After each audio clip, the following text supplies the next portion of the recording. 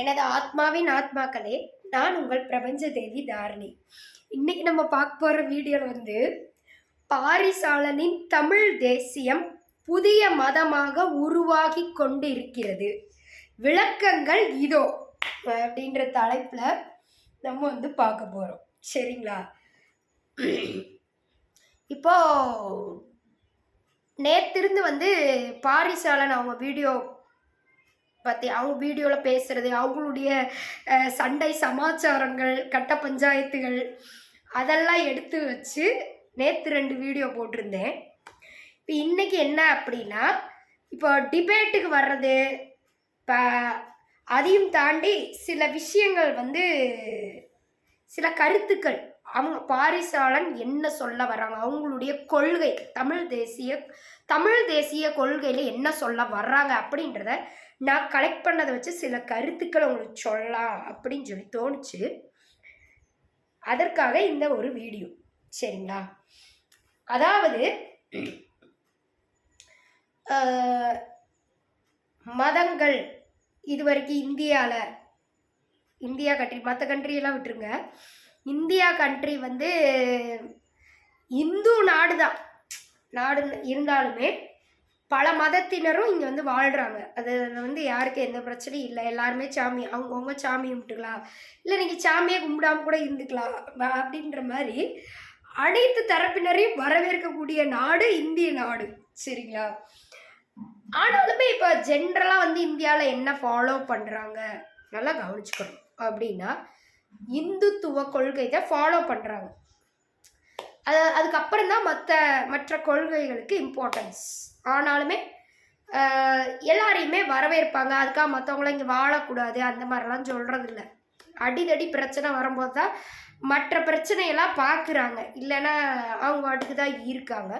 Okay, இப்போ இதெல்லாம் தாண்டி மதங்கள் அப்படின்னு இந்தியாவிலனா பெரிய பெரிய ஃபேமஸ் மதங்கள் நம்ம பார்க்கலாம். இந்து, கிறிஸ்துவம், இஸ்லாம். சரிங்களா? இப்போ என்ன அப்படின்னா, இந்தியான்றது இந்துத்துவ நாடு. சரிங்களா?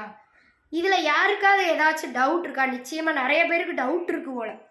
இப்போது நீங்கள் இப்போ சவுதி அரேபியா அப்படின்னா இஸ்லாத் கொள்கையை சார்ந்த நாடு அப்படின்றதுல ரொம்ப தெளிவாக இருக்கீங்க எல்லாருமே. ஸோ அங்கே போய் நம்ம மற்ற மதங்களை பரப்ப முடியாது அப்படின்றதுல ரொம்ப தெளிவாக இருக்கீங்க. சரிங்களா? அதே மாதிரி இங்கிட்டு இந்த கண்ட்ரீஸ்லாம் இருக்குல்ல, நீங்கள் ஒரு லண்டனோ, பிரிட்டிஷ் கண்ட்ரிஸு, அமெரிக்கன் கண்ட்ரிஸ், நீங்கள் எந்த கண்ட்ரிஸ் இது தாண்டி, சரிங்களா, அரேபியன் கண்ட்ரிஸ் இருக்குல்ல, அதில் சவுதி அரேபியா ஒன்று. அரேபியன் கண்ட்ரிஸ் தாண்டி வேறு கண்ட்ரிஸ் இந்தியா, அப்புறம் தனியாக அரேபியா, இதை 2 மட்டும் நீங்கள் விட்டுருங்களேன். விட்டுட்டு மற்ற கண்ட்ரீஸ்லாம் நீங்கள் போனீங்கன்னா கிறிஸ்டியானிட்டி கண்ட்ரிஸ்ன்னு தான் சொல்லுவாங்க பொதுவாகவே. சரிங்களா? அங்கே நீங்கள் போயிட்டு இஸ்லாம் கூட நீங்கள் பரப்பிக்கிறலாம். ஏன்னா கிறிஸ்டியானும் இஸ்லாமும் ஒன்றுதான்றதுல நிறைய பேர் ஒத்து போகிறாங்க. அதனால ஆனால் இந்துத்துவ கொள்கை அப்படி டக்குன்னு பரப்பிட முடியாது. சரிங்களா? இது எல்லாருக்குமே தெரிஞ்ச ஒரு விஷயம். சரிங்களா? அப்போ இந்துத்துவம் அப்படின்றது ஒரு தனியாக ஒரு கொள்கை.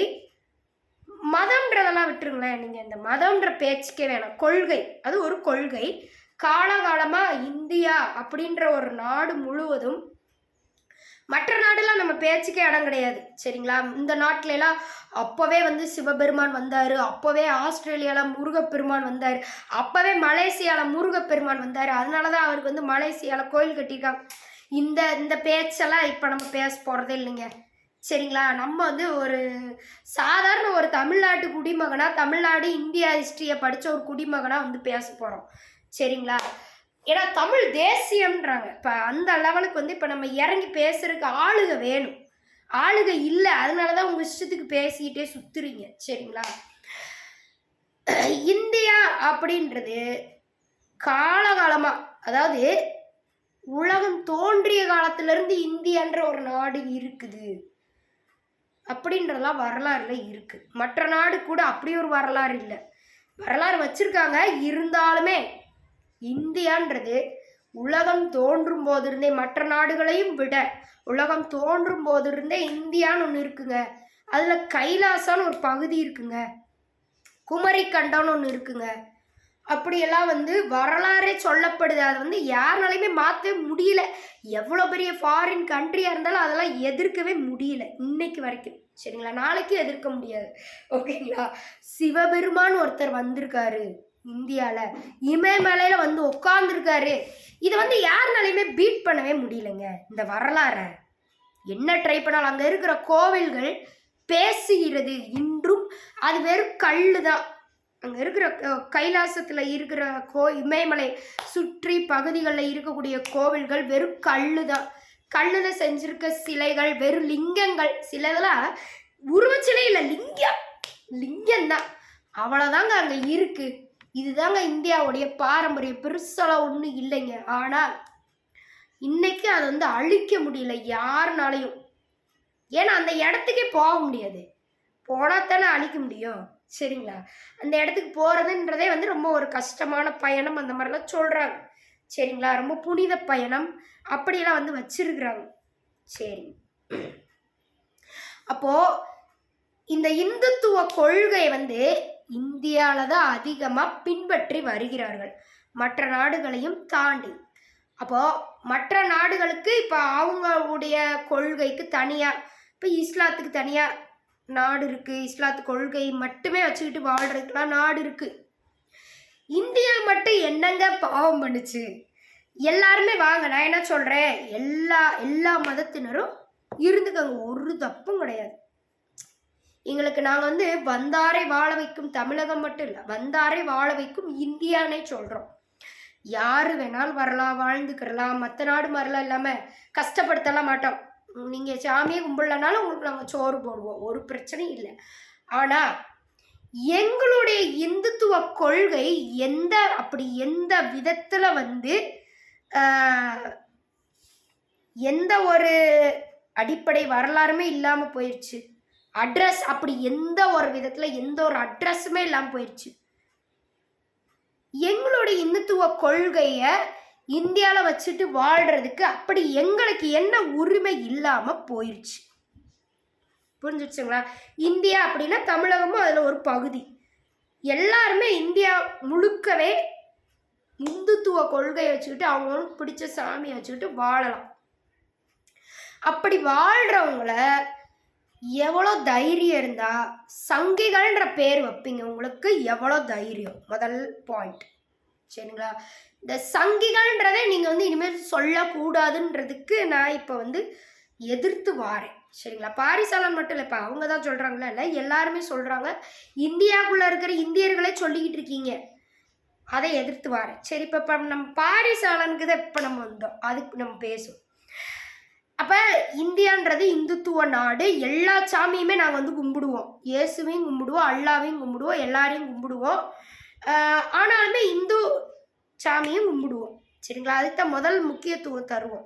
சரிங்களா, இப்போ கிறிஸ்துவ இஸ்லாத்து சண்டைகளையே, இப்போ திருப்பரங்குன்ற பிரச்சனை இதெல்லாமே தீர்த்து வைக்க முடியாமல் இப்போ நாங்கள் சுற்றிக்கிட்டு இருக்கிறோம். தமிழ்நாட்டுக்காரங்க இந்தியாக்காரங்க எல்லாம் சேர்ந்துட்டு இதெல்லாம் என்ன தாண்டா பண்ணுறது அப்படின்னு சொல்லிட்டு உட்காந்துருக்குறோம். இந்தியான்றது இந்துத்துவ கொள்கை, அதை எதிர்த்து இப்படி பண்ணுறாங்களே. கோவில்களில் நிம்மதியாக சாமி கும்பிட விட மாட்டுறாங்க மற்ற மதத்தினர். இந்த மாதிரிலாம் பல பிரச்சனைகள் இருக்குது. அந்த சடங்குகளை நிறைவேற்ற விட மாட்டுறாங்க. இந்த மாதிரிலாம் வச்சுட்டு நாங்கள் சுற்றிட்டு இருக்கிறோம். இதையே எங்களால் தீர்த்து வைக்க முடியும். இந்த ரெண்டு மதத்தை, இப்போ இந்துவையும் தாண்டி இந்த இஸ்லாத்து கிறிஸ்டியானிட்டி, இந்த 2 மதம் 3 மதம் சேர்ந்து சண்டை போடுறதே எங்களால் தீர்த்து வைக்க முடியல. திடீர்னு பாரிசாலன் ஒருத்தர் என்ன பண்ணுறாருன்னா, தமிழ் தேசியம்ன்ற கொள்கையில் புதுசாக ஒரு மதம், ஆல்ரெடி இருக்கிற மதத்துக்கே எங்களால் ஓய முடியல, இவர் புதுசாக ஒரு மதத்தை கொண்டு வந்துட்டு அவர் சைடு பெரிய பெரிய ரவுடிசங்கள்லாம் வளர்க்குறாரு. அவருடைய சைடு இருந்து இன்ஸ்டாகிராம் எல்லா இடத்துலையும் இப்போ பாரிசாலனை யாரெல்லாம் திட்டுறாங்களோ அவங்களுக்கு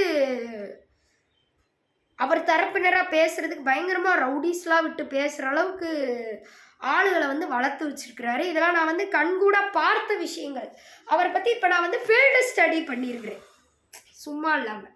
சரிங்களா, அப்போ என்னன்னா முருக கடவுளாமா. இப்போ பாரிசாலனுடைய கொள்கை தமிழ் தேசியம்னு ஒரு கட்சி, அதை வச்சு அரசியல் பண்ண விரும்புகிறாங்க. அது என்ன அப்படின்னா, இப்போ சாமியை கும்பிடாதவங்களா கிடையாது, திமுக மாதிரியா கிடையாது. இவங்க என்னன்னா சாமி கும்பிட்றாங்க. ஓகே சரி, இப்போ டிவிகே சாமி கும்பிட்றாங்க, விஜய் கட்சி சாமி கும்பிட்றாங்க, ஆனால் பெரியாரையும் வச்சுக்கிறாங்க, எல்லாமே பொது அப்படின்னு சொல்லி டிவிகே மாதிரியா இல்லைன்றாங்க. இப்போ அண்ணாமலை புதுசாக ஒரு கட்சி ஆரம்பிச்சிருக்காருல, அந்த மாதிரியா அதுவும் இல்லைன்றாங்க. அட யார் மாதிரி? இப்போ சீமான் மாதிரியா? சீமான் கூட தான் பாரிசாலன் இருந்தாங்க, இப்போ அவரையும் விட்டு வெளியே வந்துட்டாங்க, அவர் மாதிரி இல்லைன்றாங்க. இவர் வந்து யார் மாதிரி அப்படின்னா, இவரா வந்து ஒரு மதத்தையே உருவாக்குறாருங்க. இந்த அரசியல் கொள்கையை வச்சுக்கிட்டு முருகர் தமிழ் கடவுள், தமிழ்நாட்டில் பிறந்தவர் முருகர், தமிழ்நாட்டு பிரச்சனைக்காக தட்டி கேட்டவர், அதை மட்டும் வச்சுக்கிட்டு நாங்கள் வந்து முருகர் தமிழ் கடவுள், இந்த சங்கிகள்லாம் வரக்கூடாது தமிழ்நாட்டில். அவர் பேசுகிற பேச்செல்லாம் இருக்குங்க. இப்போ அவர் வீடியோ போட்டதே இருக்குது. அதாவது சமஸ்கிருதம் இப்போ அவர் பேசியிருக்காரு. இப்போ பயந்துட்டு வீடியோ அழிச்சிருவார், நம்ம வீடியோ போட்டோம் அப்படின்றனால நம்ம அந்த வீடியோவை சேவ் பண்ணி வச்சுக்கிட்டு அதை வந்து நான் வீடியோ வெளியிட முடியாது. அவர் பேசுகிற வீடியோ டைரெக்டாக வெளியிட்டால் ஏதாச்சும் எனக்கு காப்பிரைட்ஸ் வரும். அதனால் நீங்கள் அவருடைய சேனலை நான் வந்து உங்களுக்கு ரெக்கமெண்ட் பண்ணுறேன், நீங்கள் போய் பார்த்துக்கங்க சரிங்களா. போட்டிருக்காரு இன்னைக்கு காலையில். இப்போ போலிடாக்ஸ் விக்கியோடைய பிரச்சனைக்கு அவர் வந்து எதிர் வீடியோ போட்டிருக்காரு அவருடைய தரப்பில், ஏதோ அவங்களுக்குள்ள இருக்க சண்டைகள். அதில் அவர் பேசின வார்த்தையை வச்சு தான் இப்போ நம்ம வரோம். உங்கள் சமஸ்கிருத கொள்கையெல்லாம் வந்து ஆன்மீகம்னு நீங்கள் வச்சுக்கிட்டு சுற்றுவீங்க, அதுக்கெல்லாம் நாங்கள் வந்து வர முடியாது. இது என்ன பேச்சு? அப்போ நான் கேட்குறேன், சமஸ்கிருத வேதத்தில் இருக்கிறது ஆன்மீகம் இல்லையா? எனக்கு ஒரு டவுட்டு. இப்போ பாரிசாலன் வந்து சாமி கும்பிட்றீங்கன்றீங்க, சாமி கும்பிட்றதுன்னா வேதங்களில் இருக்கிறத வச்சு தானே சாமி கும்பிடுவாங்க. சரி, வேதங்களே இல்லாமல் பக்தி மார்க்கம் வச்சுக்கோங்க, நீங்கள் தனியாக வச்சுக்கோங்க. அதாவது இவ்வளோ பெரிய வரலாறை இடிக்கிற அளவுக்கு நீங்கள் வந்து வரக்கூடாது சரிங்களா. இப்போது சங்கிகள்ன்றாரு, அவர் என்ன சொல்கிறாரு அப்படின்னா, இப்போ பாரிசாலன் என்ன சொல்கிறாருன்னா, சமஸ்கிருதத்தை வச்சு இந்து சாமியெல்லாம் தமிழ்நாட்டிலே நம்ம கும்பிட்டாலும் நம்மளை வந்து நம்ம பொதுவாக தான் கும்பிட்றோம். இந்த சாமி தமிழ்நாட்டிலே அந்த சாமி கோயில் இருக்குது, அதனால நம்ம கும்பிட்றோம். இப்போ சிவபெருமானுக்கு நார்த் இந்தியாலையும் கோயில் இருக்குது, தமிழ்நாட்டிலையும் கோயில் இருக்குது, அதனால நம்ம அப்படிலாம் பிரித்து பார்க்காம சிவபெருமான் அப்படின்னு சொல்லிட்டு பொதுவாக கும்பிட்றோம். இப்போ இவர் பாரிசாலன் என்ன சொல்கிறாருன்னா, சமஸ்கிருத அடிப்படையில் சிவபெருமானை நீங்கள் தமிழ்நாட்டில் கும்பிட்டாலும் நீ ஒரு சங்கி. சமஸ்கிருத இதுலலாம் சமஸ்கிருத வழியில் அந்த வழிபாடெல்லாம் செய்கிறாங்கல்ல, சமஸ்கிருதத்தில் மந்திரம் படிக்கிறாங்க, வேதங்கள் ஓதுறாங்க. ரிக்யஜுர் சாமம் அதர்வனமே அவர் என்ன சொல்ல வர்றாரு அப்படின்னா, ரிக்யஜுர் சாமம் அதர்வனம் என்கிற வேதம் ஆன்மீகமே இல்லைன்ட்டார். அது ஒரு வேதமே இல்லை, அது வந்து ஒரு புருடா வேதம். இப்போ இவர் என்ன சொல்கிறாருன்னா, தமிழ்நாட்டில் சொல்லப்பட்ட சங்ககால இலக்கியங்களே சிறந்த வேதம்னு நாங்கள் ஒரு தனியாக வச்சுருக்கோம். யார் தனியாக வச்சுருக்கோம்? Paarisaalan, you have to prove with me, யார் தனியாக வச்சுருக்கீங்க தமிழ்நாடு வேதம்லாம் தனியாக ஒரு வேதம்னு? சங்கிகள்லாம் தமிழ்நாட்டில் வந்து பேசக்கூடாதம்மா, சமஸ்கிருத வேதத்துக்கு முட்டு கொடுத்து தமிழ்நாட்டில் பேசக்கூடாது அப்படின்னு பாரி வந்து ஒரு ரூல்ஸ் போடுறாரு. இவர் வந்து இப்போ எந்த பதவி உயர் பதவியில் இருக்கிறாருன்னு தெரியல, அவர் வந்து இப்போ ரூல்ஸ் போடுறாரு சரிங்களா. அப்போது நான் வந்து இப்போ இங்கே வந்து ஒரு ரெஃபரன்ஸ் கொடுக்குறேன். இப்போ நீங்கள் வந்து தமிழ்நாட்டு வேதத்தை தனியாக தானே ஒரு மதத்தை வந்து உருவாக்கியிருக்கீங்க, முருக கடவுள், நீங்கள் சிவன் கடவுளையும் கும்பிடுங்க, ஆனால் தனியாக தமிழ்நாடுக்கு ஒரு மதம் இருக்குது. சங்கிகள் கூடிய அந்த ஆரிய மதத்து கூட நீங்கள் கம்பேர் பண்ணக்கூடாது, ஆரிய மதம் மதமே கிடையாது அப்படின்றது நீங்கள் சொல்ல வர்றது. அப்போ பகவத்கீதை ஆரிய மொழி சமஸ்கிருதத்தில் தான் வந்துச்சு. அப்போ தமிழர்கள் அதை வந்து வரவேற்கக்கூடாது, கிருஷ்ணரை கும்பிடக்கூடாதுன்னு நீங்கள் சொல்ல வர்றீங்களா? சரி சொல்லிக்கோங்க. இப்போ நீங்கள் தனியாக வந்துட்டீங்க, நீங்கள் வந்து தனியாக தமிழர்கள்னு ஏதோ குரூப்பாக வந்துட்டீங்க. அது யார் யாரோ எங்களுக்கு தெரியல. நாங்களும் தமிழர்கள் தான், எங்களுக்கே தெரியாமல் எந்த தமிழ் தேசியம் ஒரு குரூப்பாக இருக்காங்கன்றது எங்களுக்கு தெரியலைங்க. சரிங்களா? இப்போ உங்கள் தமிழ் சங்க இலக்கியத்தை வச்சு பாரி, இப்போ இன்றைக்கி நான் வந்து ஒரு ரெஃபரன்ஸ் விடுறேன். சரியா? இப்போ நீங்கள் வந்து ஒரு முருக கடவுள் இதெல்லாம் வச்சுட்டு ஒரு தனியாக ஒரு மதம் உருவாக்குறீங்களா? ஏற்கனவே இருக்கிற மதத்துக்கே பிரச்சனைக்கே என்னால் தாங்க முடியல.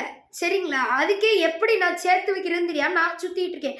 மதங்கள் கடந்து கடவுளை வழிபடணுன்றது தாரணியுடைய பாயிண்ட் ஆஃப் வியூ. அதுக்காக வந்து உயிரை கொடுத்து போராடிட்டு இருக்கிறேன். இப்போ நீங்கள் அதையும் தாண்டி புதுசாக ஒரு மதத்தை உருவாக்குறீங்க. இது எந்த விதத்தில் நியாயம்? மதமே உருவாக்கக்கூடாது தானே.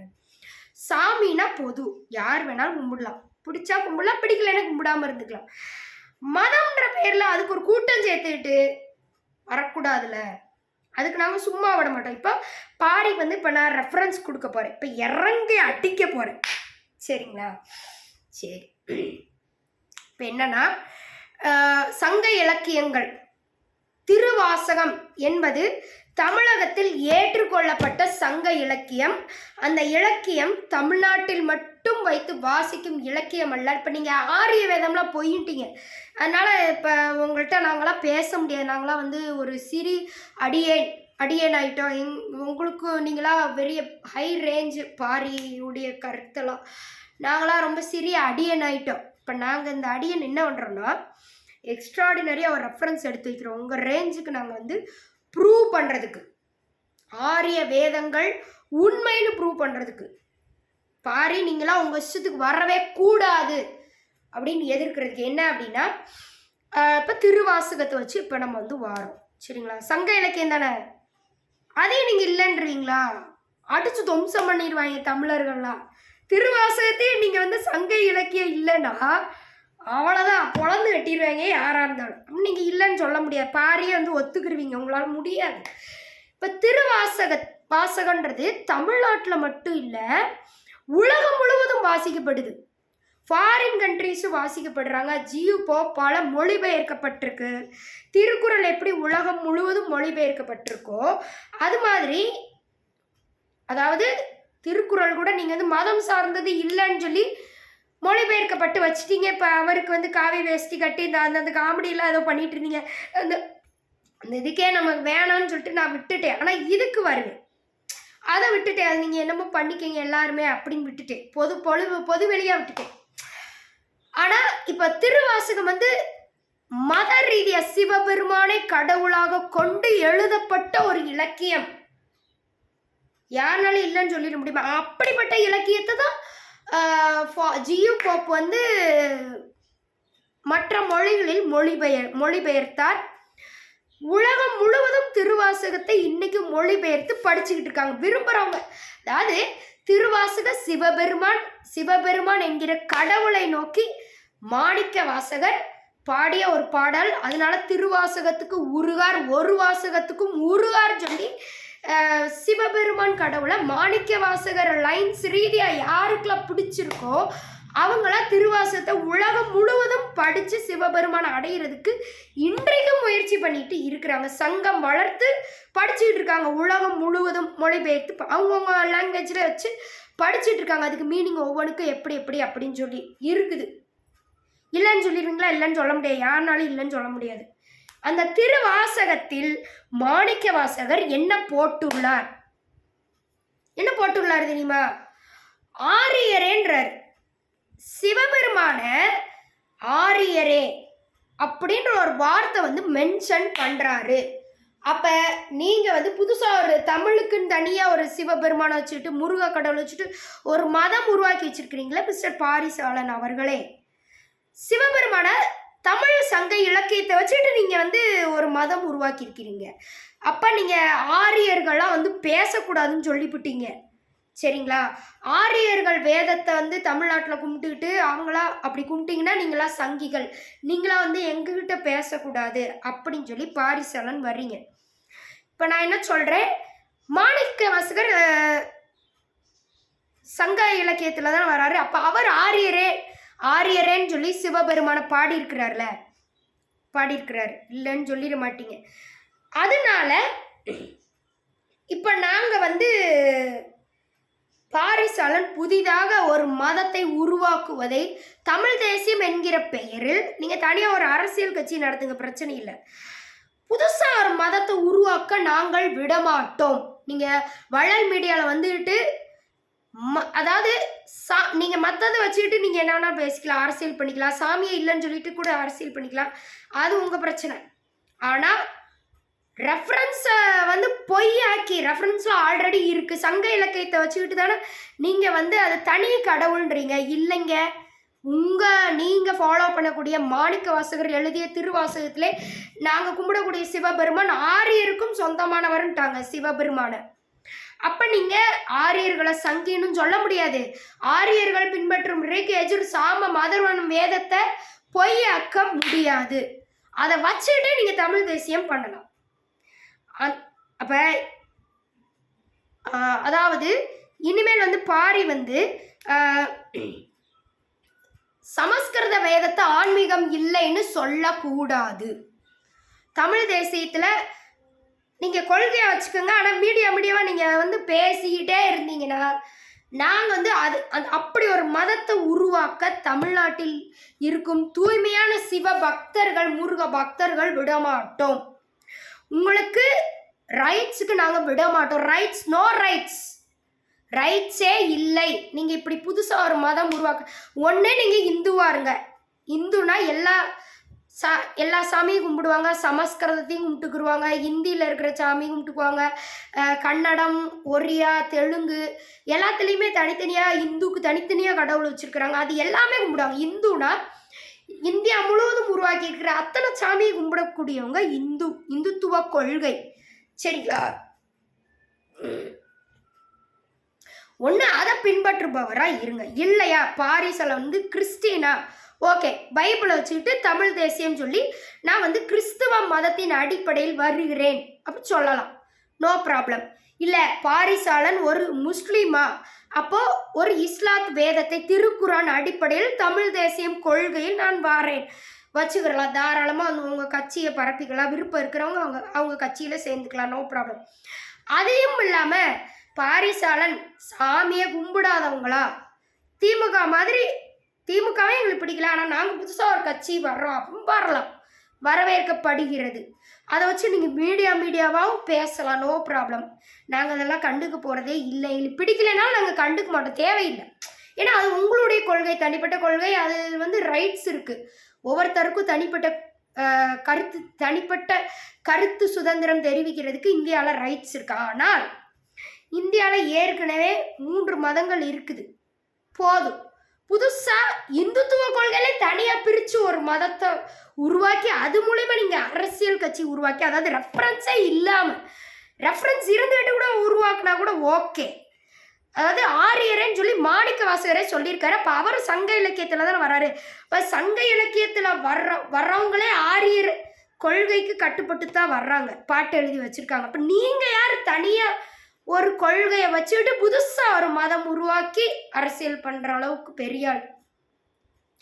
அப்போ வேதங்களை வச்சு பாரிசாலன் சமஸ்கிருத மொழியில் வந்த வேதம் எதுவும் ஆன்மீகம் இல்லை, தமிழில் வந்த வேதம் தான் ஆன்மீகம் என்று ப்ரூவ் பண்ணணும். இப்போ தமிழில் வந்த வேதம் தான் ஆன்மீகம்னா அதில் ஆரியரன் வருது, அப்போ 2 சமஸ்கிருதம் ஆன்மீகம் தானே. மாணிக்க வாசகர் ப்ரூவ் பண்ணுறாருல, வள்ளலார் ப்ரூவ் பண்ணுறாருல, சரிங்களா? மாணிக்க வாசகரே சொல்லியிருக்கிறாரு, தென்னாட்டுடைய சிவனை போற்றி எந்நாட்டவர்க்கும் இறைவா போற்றின்றார். தென்னாட்டிலையும் உன்னைய நாங்கள் கும்பிட்டு இருக்கிறோம், ஆனால் நீ எந்நாட்டவருக்கும் நீ தான் இறைவன் சொல்லி சிவபெருமானை சொல்கிற. அப்போ சிவபெருமானை யார் வேணாலும் உலகம் முழுவதும் கும்பிட்டுக்கலாம், எந்நாட்டவருக்கும், இந்தியா மட்டும் சொல்லலை. என்ன லைன்ஸ் அது, எப்படிப்பட்ட லைன்ஸ், என்ன பாரி நீங்கள் படிக்கிறீங்க? பாரி வந்து நல்ல ஒரு படிப்பறிவு கொண்டவரா அப்படின்றது நான் கேட்கக்கூடிய கேள்வி. நீங்கள் வேதங்களெல்லாம் சமஸ்கிருத வேதத்தில் படிக்கிறவங்களா சங்கிக ஆன்மீகவாதியே இல்லை, இஷ்டத்துக்கு பேசுகிறீங்க, என்ன வேணாலும் பேசிடலாமா? அப்போ இந்த இடத்துல இருந்து வள்ளலார் என்ன சொல்லியிருக்காரு தெரியுமா? தாரணியாக வந்திருக்க அதில் ஒரு லைன்ஸ் வருது, வந்திருக்கக்கூடிய ஒருத்தவங்களுக்கு இப்போ எழுச்சி பெறுவதற்கு இது நல்ல தருணம். ஒரு தருணம் வருது, அது ஏதோ ஒரு தருணம் எதிர்காலத்தில் வரப்போகுது. அந்த நேரத்தில் அவங்க வந்து பயங்கரமாக எழுச்சி பெற்று நாட்டை மாற்றுவாங்கன்னு சொல்லியிருக்காங்க. அந்த தருணம் இதுதான். அங்கே வந்து நாள் தேதி குறிக்காம வச்சுட்டார்.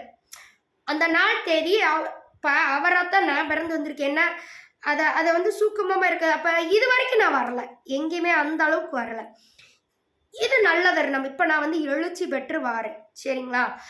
ஸோ நாட்டை திருத்த நான் வாரேன்.